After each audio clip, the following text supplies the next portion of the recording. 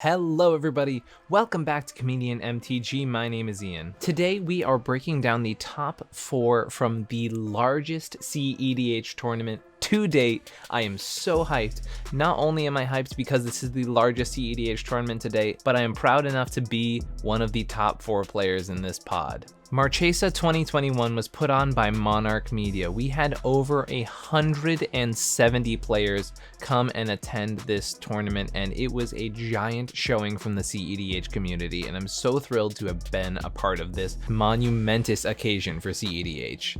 Quick note about this tournament. This tournament was to help Gamers Helping Gamers, a charity that allows young Magic players to basically be able to get scholarships to attend things like college and graduate school. It is a scholarship that helps young Magic players further their careers, and it's a really good cause, and I'm glad to have been part of a tournament that helped that cause. The first deck from today's top 4 is Space Muse's Najila list. Now, if you remember my last top 4 breakdown for the last tier 1 con, in attendance was a nearly identical list to this one. This is a Najila mid-range deck. Now, the difference between this deck and the primer list is that the primer Najila right now is running Ad Nauseam and a number of cards to make Ad Nauseam much more potent alongside the normal Najila win cons. However, today's top 4 participant, Space Muse, opted to go with the more mid-range value version of Najila. This includes running options like Drannith Magistrate, Opposition Agent, Hull Breacher, all cards that are likely to be able to slow down your opponent significantly while also continuing your own game plan. Muse was also playing Toski, Bearer of Secrets, which is a great card in Najila right now, gaining a ton of value, and unlike Edric, not having any downsides where your opponent is able to farm cards as well. You can definitely tell this is a more mid-range Najila option with the inclusion of Vexing Shusher here, because Vexing Shusher in grindier pods is an absolute powerhouse, but against turbo decks it's often not very relevant, so you can tell the intent of this deck. One of the key flag posts for a list that is trying to be a slower Najila option, they will always include Deafening Silence. Deafening Silence does not affect any of the Najila win cons, however it does allow your opponents to be slowed down considerably if they are playing decks that intend to cast multiple non-creature spells in a turn, which is most of the decks in this format, so it's definitely a very powerful piece, especially if you can break parity with it. Another interesting piece to note is the inclusion of Druid's Repository in this list. Now, for those who had been playing Najila a very long time ago, that would not really be that interesting of an inclusion. However, Druid's Repository has been out of the primer list for quite some time, and it seeks to be the 3rd win condition here. Now, Space Muse is on Nature's Will and Derevi as is standard, just Repository acts as a 3rd option, and there are definitely scenarios that Nature's Will and Derevi can't get you out of that Repository can. Another flag post of the mid-range indicator here is that this list is on Fire Covenant and not Ad Nauseam in the instant suite, so definitely really trying to play the longer game here and just out-tempo your opponents with Najila. Another very interesting include here is the inclusion of Allosaurus Shepherd, which with all 3 of the Najila specific win cons makes them completely uncounterable, so it's definitely a good include if once again you're expecting to play Najila into a counterspell heavy format. Apart from that, just a very potent and powerful mid-range Najila list, and one that got to the top 4. Now this is the second top 4 in a row with a mid-range Najila deck, so maybe an indicator that the deck is very well positioned if you want to slant towards this version of the list. Now, those who attended the Crack Open a Kaldheim tournament may recognize this list as that tournament's winner. This is Hisp's Sakashima Kodama combo deck. Now, if you look at this deck right away, you are going to see a lot of pieces that might be a little confusing. But the point of the deck is to land as early of a Kodama as possible. From that point, the second part of the game plan is to resolve a Sakashima as a copy of Kodama. And here's where things get interesting.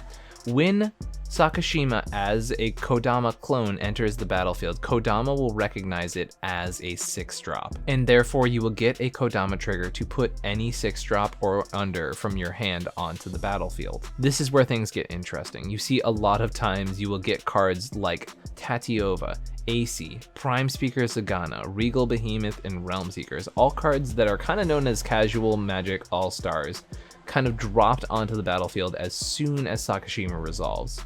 From this point, the deck tends to just kind of win. I have seen it go off a number of times and played against it in some of my more localized metas or on the Nexus, and that's sort of its thing. It just resolves Sakashima after Kodama and usually just finds a way to string together a win con. It's a super interesting deck, and I love seeing these unique lists in the format, and clearly it's still a potent option as it was able to take down a tournament and make its way all the way to the top 4 of the largest cEDH tournament of all time.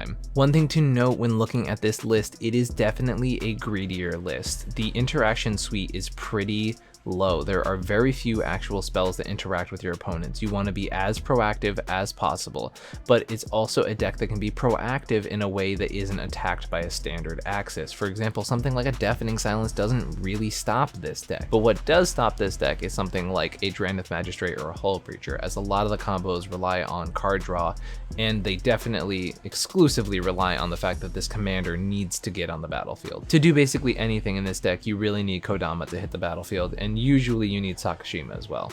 But when you get the two of those onto the battlefield, it is definitely a strong and potent combination, and you will often win the game immediately. I suggest anybody interested in getting a rather abnormal deck into their repertoire, check this list out. It is spicy, it is cool, and I am so excited that a deck this unique got to make it all the way to the top 4. One thing to note as far as win conditions are concerned, you might be noticing a card like Oboro Breeze Caller or even Maloku of the Clouded Mirror.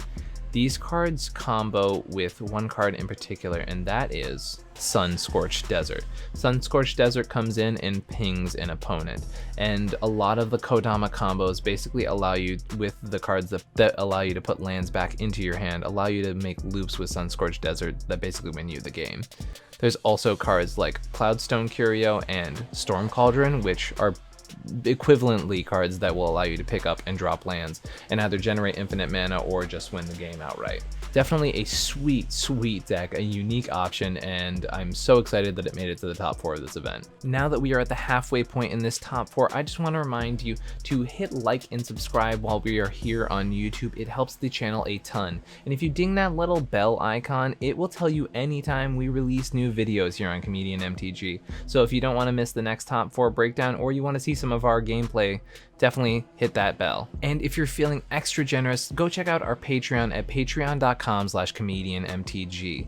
Our $25 patrons not only get to submit decks to be played on our channel, but there is a game going to be coming out soon featuring all of the $25 patrons, and whenever I have guests on the channel, the $25 patrons are the people that I contact first to be our extra spots in the pod. And if you're interested in perks like that, along with your name in the show notes, go check out our Patreon at patreon.com/ComedIanMTG. The third deck in today's top 4 is my own. It is Shimmer Rog. It is a Rog-Rack Silas turbo ad nauseum, but also playing lines of Shimmermere. Now, for those of you who have been playing cEDH for a while, Shimmermere will be an old favorite. It is often the win con in the old Zur decks. The Shimmer Zur list would use a Necropotence to draw the majority of the deck and then flash in a Shimmermere to be able to storm off in the end step of that turn before discarding all of those cards to hand size. My theory behind including the Shimmermere package in here was that Shimmermere was an underrated package and that it synergized just so well with everything Turbo Ad Nauseam was already trying to do that including it as a package here wouldn't take up too many slots and definitely would add a certain level of potency to the win cons in this deck. One note on Hull Breacher and Notion Thief: I think in any Turbo Ad Nauseam shell right now you should really be playing both of these cards. You're already playing a bunch of wheels to be able to refill your hand, and being able to, one, stop your opponents from being able to refill their hands, as well as have these cards as win conditions in your deck is absolutely fantastic. Now, cards like Rhystic Study and Mystic Remora are problems for a deck like this when you're trying to storm off and give your opponents a bunch of cards, but with a Hull Breacher and a Notion Thief on the battlefield, they are able to shut off those options for your opponents. One card I also want to mention in the creature spot is Burgi, God of Storytelling. Not only is the backside an artifact you can flash in with Shimmermere, but the front side is also fantastic fantastic with the Shimmer lines. It allows you to generate enough mana to get Shimmermere onto the field so you can start flashing your artifacts in, and it also has a lot of utility just in the regular turbo ad nause plan. Berkey has been really spicy in this deck, and I'm very happy about its inclusion. Now, to be clear, a lot of this deck is just the normal turbo ad nauseum stuff, a lot of really fast acceleration and ways to get an ad nause or a peer or a wheel combo onto the battlefield as quickly as possible. One of the potent includes you will notice here is Paradoxical Outcome.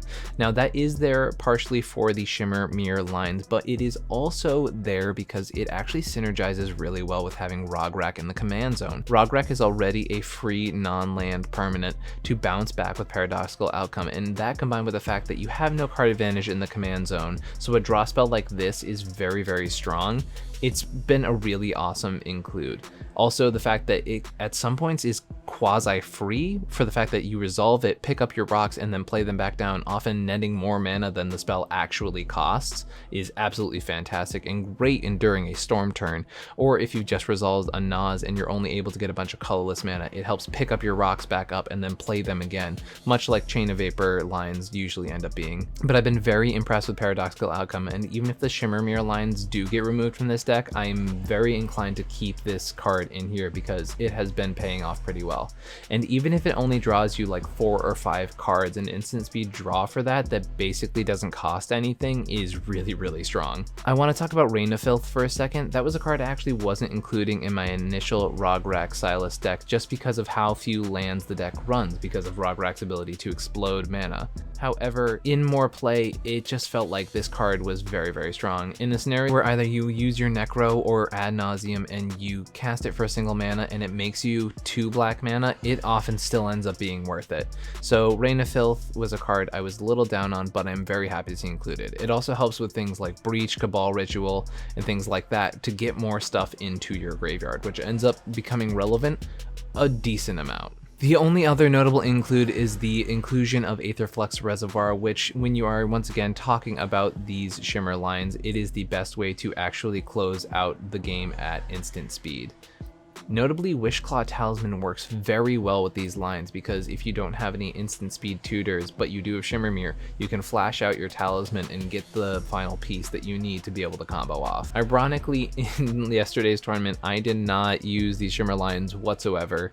The thing that got me through most of my wins was just the classic Turbo Ad Nauseam lines, or occasionally a Console Oracle. I'm really proud of how this deck played out yesterday. I actually went 4-0 in my first fluid rounds of this tournament, and this deck just put up really consistent aggressive threats on the battlefield, and having Rograk in the command zone to activate Mox Amber, Springleaf Drum, things like that, Culling the Weak, Infernal Plunge, all of these super explosive options really made the deck just absolutely go off yesterday, and it was fantastic. And now the moment you've all been waiting for. Our winner for yesterday's tournament, Spleenface with Razzicats.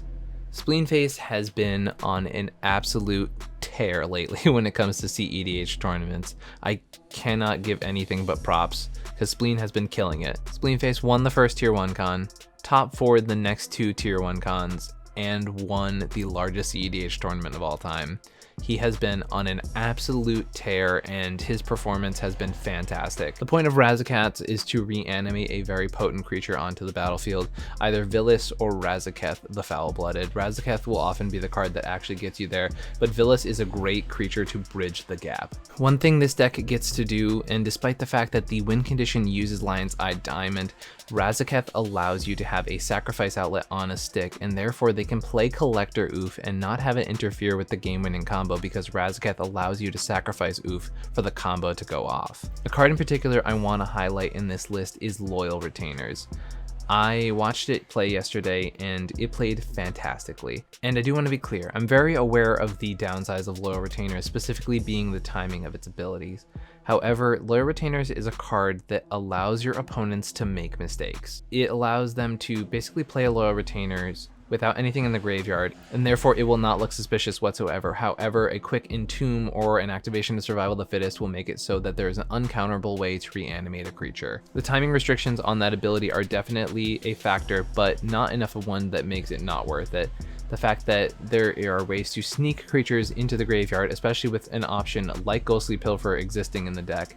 There are technically times when you can have a creature in hand like Razzakat, sneak it in with Ghostly Pilfer into the graveyard, and then have a Lure Retainer's activation to get it in without having cast a single spell. That's really fantastic, and a great way to get one of your potent threats onto the battlefield with as minimal interactions from your opponents as possible. Apart from that, the list is just a lot of strong mid-range value, playing Opposition Agent, Hullbreacher, Notion Thief, the classic Thassa's Oracle lines, some really powerful cards in Oof, Confidant, Magistrate, Pilferer, and Gilded Drake, and then just a lot of really strong, powerful interaction. The deck is just really solid and meant to basically just be a powerful combination of cards that allows you to get to the mid game and get to a point where your opponents are low in resources and you're able to reanimate an extremely powerful threat. Now, when I first saw that Neoform was included into this deck, I was a little skeptical because I didn't think it was that much of a creature package. But when you look at all the things that Neoform can actually hit, I realized I was quite wrong. For the 1-drops, they can be neoformed into Bloom Tender, Collector Oof, Dark Confidant, Drannith Magistrate, Ghostly Pilfer, Gilded Drake, or Thassa's Oracle. Many of those can either A, lock out your opponents, B, be presented as a win con, or C, just provide you with some sort of advantage. A fantastic array. Thrasios can neoform into Ewit to get you something back, Hullbreacher to lock out your opponents, Loyal Retainers to get something out of the graveyard, Opposition Agent to shut down your opponent's tutors, and Tymna can neoform into a Notion Thief. And this card basically acts as a toolbox for you to get whatever creature you need from your deck, and it's very, very powerful here. Apart from that, pretty standard Razzicats list, very powerful options, very high card quality. Congratulations, Spleenface, for putting up a fantastic performance and a fantastic performance with this list. And that's our top 4. Thank you for joining me for this top 4 breakdown. If you guys enjoyed this video, make sure to hit like and subscribe or check out our Patreon. You can also find me on Discord. We have a ComedIan MTG Discord where we are starting to do a ton of community things. We had a community game day a couple weeks ago. We have a community brewing competition in which our patrons get to vote on a deck, and we as a community will brew that list, and whoever brews the best version of that list will have it featured on the channel. Many things like that and more are found in the ComedIan MTG Discord. I'm also on Twitter if you want to hit me up there. All of the links for those things can be found down below, as well as a link to our Patreon. Big shout outs to Monarch Media for putting on a fantastic tournament. Big shout outs to the rest of the top 4. It was an amazing top 4 and a great competition, and thank you for everyone who I played against yesterday to make it a really fantastic tournament, and I had an amazing time. All right, everybody, have a fantastic week and stay safe out there.